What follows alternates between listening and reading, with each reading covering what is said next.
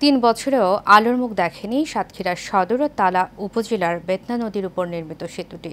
ফলে ভোগান্তি নিয়ে চলাচল করতে হচ্ছে স্থানীয়দের। প্রতিনিধি মশিউর ফিরোজের তথ্য ছবিতে বিস্তারিত জানাচ্ছেন নূর মোহাম্মদ ভুইয়া।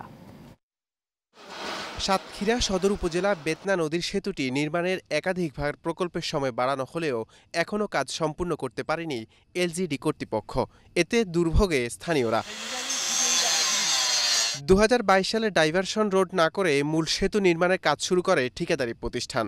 স্থানীয়দের অভিযোগ, প্রকল্পের শুরুতে নিম্নমানের রড, সিমেন্ট ও বালু ব্যবহার করেছে ঠিকাদার। এমন পরিস্থিতিতে মাছ চাষ ও কৃষিপণ্য পারাপারে ভোগান্তিতে পড়তে হয়েছে স্থানীয়দের।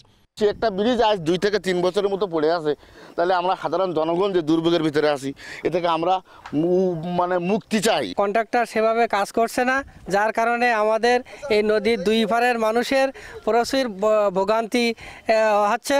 একটা ব্রিজ কালভার্ট করার সময় সাইডে একটা যাতায়াত জনগণের পথ করে দেয়।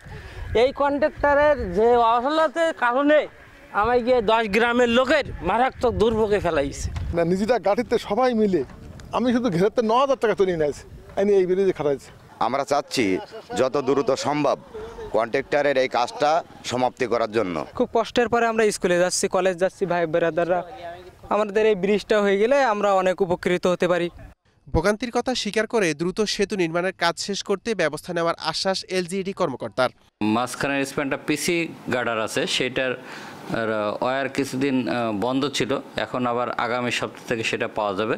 সেটা পাওয়া গেলে আমাদের কাজটা আমরা আশা করতেছি এবছরের মধ্যে কাজটা শেষ হয়ে যাবে। চলাচলের দুর্ভোগ কমাতে দ্রুত সেতু নির্মাণ শেষ করার দাবি স্থানীয়দের। নূর মোহাম্মদ ভুইয়া, এশিয়ান টেলিভিশন।